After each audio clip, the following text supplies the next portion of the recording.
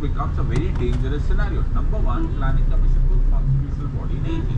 Okay, in fact वो legally sanctioned, सब legal sanction था because of a cabinet resolution. Now the point here is, आप अगर किसी को इस तरह की ऑर्गेनाइजेशन को अगर आप इतने ह्यूज पावर्स दे देते हो कि ग्रांट्स इन एड भी इसी बात पर डिटरमाइन होगा या फिर ग्रांट्स भी इसी बात पर डिटरमाइन होगा कि प्लानिंग कमीशन के मेंबर्स के साथ एज अ रिलेशनशिप तुम्हारे चीफ मिनिस्टर के क्या है. I hope you are understanding the पूरा गवर्नमेंट सिस्टम गोज टॉपसी टर्वी.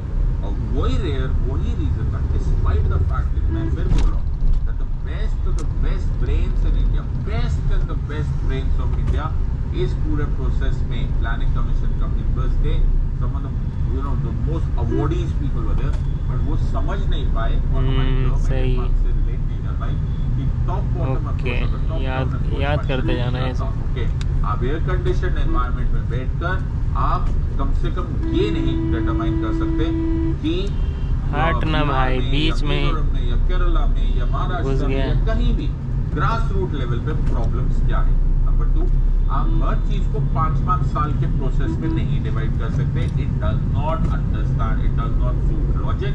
इस तरह से देश नहीं चलाया जा सकता. एंड नंबर 3, आप फाइनेंशियल अंडरस्टैंडिंग को आपको लोकसभा या फिर मिनिस्टर ऑफ फाइनेंस को देना चाहिए, because he is the one who should have only the authority, because वो डायरेक्टली चोजन पीपल है. उनको ये मौका मिलना चाहिए या उनके हवाले ये पावर दे देनी चाहिए कि एक्चुअली किसको कितनी फाइनेंशियल सैंक्शन हो इंस्टेड ऑफ प्लानिंग कमीशन.